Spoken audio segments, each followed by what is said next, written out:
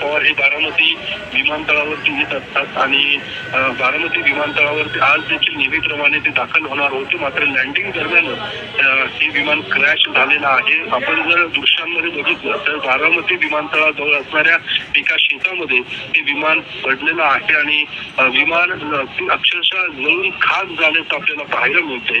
आणि या अपघातात या सगळ्या 6 जणांचा, ज्यामध्ये अजित पवार यांची सिक्युरिटी होती, त्यासोबतच त्यांचे काही खासगी पीए देखील या विमानात होते, त्यांचा देखील या अपघातात मृत्यू झाल्याची माहिती मिळते. या संदर्भातली अधिकृत माहिती थोड्याच वेळात अजित पवारांच्या कार्यालयाकडून देखील दिली जाईल. मात्र आता जी काही माहिती मिळते, या अपघातामध्ये उपमुख्यमंत्री अजित पवार यांचा देखील मृत्यू झालेला आहे आणि ही मोठी धक्कादायक खरं तर बातमी म्हणता येईल. त्या पद्धतीने यापूर्वी देखील अनेक विमान अपघातामध्ये अनेक नेत्यांचा मृत्यू झालेला आहे. मात्र आज ज्या पद्धतीने या संपूर्ण निवडणुकीच्या धामधूम अजितदादांचा मृत्यू झालेला आहे, अजित पवारांच्या संपूर्ण कार्यकर्त्यांवरती मोठी शोककळा देखील पसरल्याचं पाहायला मिळतं आणि या अपघाताची देखील आता प्रशासनाकडून माहिती घेतली जात आहे. नेमका अपघात कशामुळे झालेला आहे, किती वाजता हा अपघात झालेला आहे, ही देखील माहिती आता प्रशासनाकडून घेतली जात आहे. आणि त्या ठिकाणी आता अजित पवारांचे अतिशय जवळचे निकटवर्ती सुप्रिया सुळे देखील दिल्लीहून आता बारामतीमध्ये दाखल होणार आहेत. इतर जे काही निकटवर्ती आहेत ते देखील आता बारामती दाखल होण्यास सुरुवात झालेली आहे.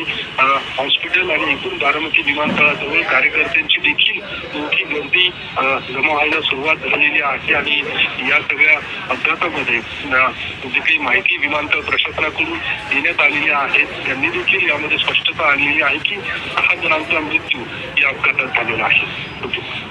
योगेश, अत्यंत धक्कादायक. उपमुख्यमंत्री अजित पवार हे सकाळी विमानानं निघालेले होते. बारामतीत लँडिंग दरम्यान त्यांच्या विमानाला अपघात झाला. भीषण असा हा अपघात. ज्या ठिकाणी हे विमान कोसळलं त्या ठिकाणची दृश्य आपण पाहतोय आणि याच विमान अपघातात अजित पवारांसह 6 जणांचा मृत्यू झालेला आहे.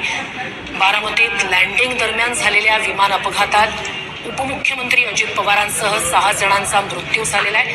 अत्यंत धक्कादायक. योगेश, अजित पवार तुम्ही सांगताय त्यानुसार अशाच प्रकारे छोट्या विमानातनं नेहमी प्रवास करायचे. प्रचार सभेसाठी म्हणून ते आज बारामतीत येणार होते.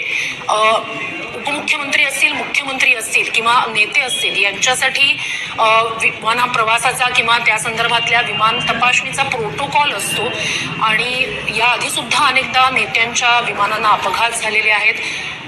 मुख्यमंत्र्यांच्या म्हणजे फडणवीसांच्या विमानांना सुद्धा अनेकदा अशा प्रकारचे अपघात झाल्याच्या बाबी अनेकदा समोर आलेल्या होत्या. आज अशाच एका